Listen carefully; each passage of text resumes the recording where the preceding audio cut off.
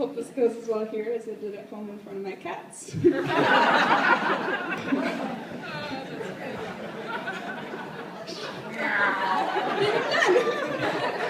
those who do not know me, I'm Chelsea, Christina's maid of honor, and I'm going to give my speech now.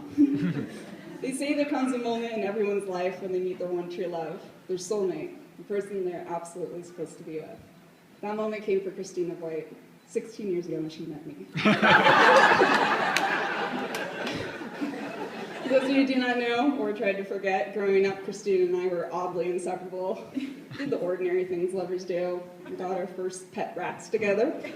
We destroyed our hairless son together. And we stabbed our first victim together. Yes, we were very inseparable to the best of our ability. And it was out of our ability, and we were bound to our respective houses. We found the solution to that. Christina got her very own phone line. Dedicated phone line to talk to me during the few hours a week that we weren't physically together.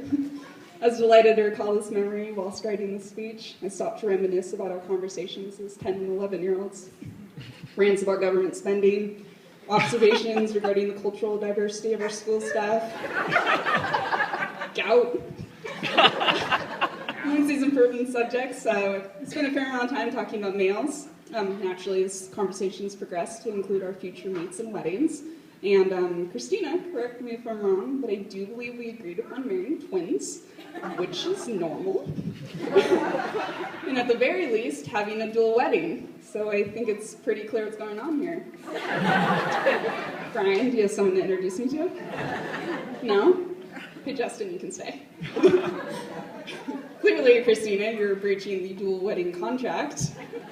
So just as helplessly as I watched you ascend into junior high, leaving me at elementary school, because she's older, not because I was held back, and then watch you ascend into wedlock. But it's not helplessly watching this time. It's resentfully. A few years ago, I flew out to Philadelphia to visit Christina, and we've been together for a pretty long time, and I was yet to see any true competition, but that was before Philly. During this trip, I was introduced to someone else in her life. It's this really awesome friend. Oh, and he's in love with me, but I'm afraid of commitment, so it's fine. It's fine. That was my solid Christina impression. Anyway, this really cool, but not cool enough to date guy was, of course, Steven. Just a joke. Brian was right there. And Brian, even if Christina didn't realize it at the time, was true competition. I was blindly living life, assuming Christina's cat meows and bird calls were for our relationship. That she saved watching terrible movies and climbing around like a monkey and not showering for days on end for us. If only be so lucky. She didn't shower for Brian either.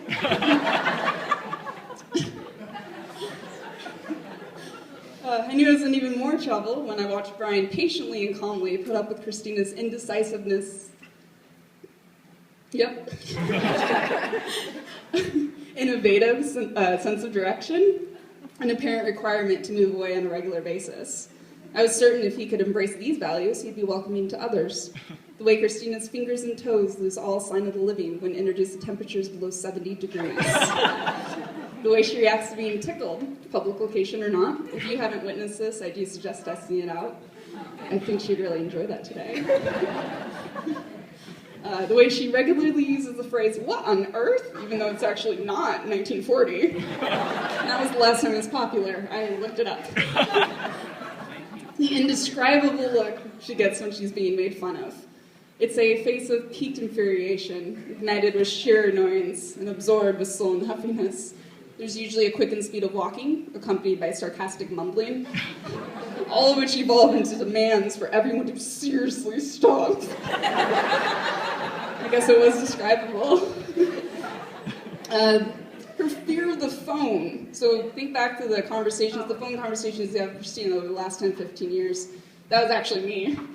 I learned early on that I would be assuming two personas, Christina and myself, all on the phone. I think Brian's going to have a slightly more challenging time with this task, but I think he can do it. And the way she hates being called Tiny Tina. You'll see that indescribable look. The list could go on and on. Christina has many values, and Brian still loves her. I'm of course only kidding. Christina is the most compassionate, devoted, kind-hearted, creative, and freckled person I know.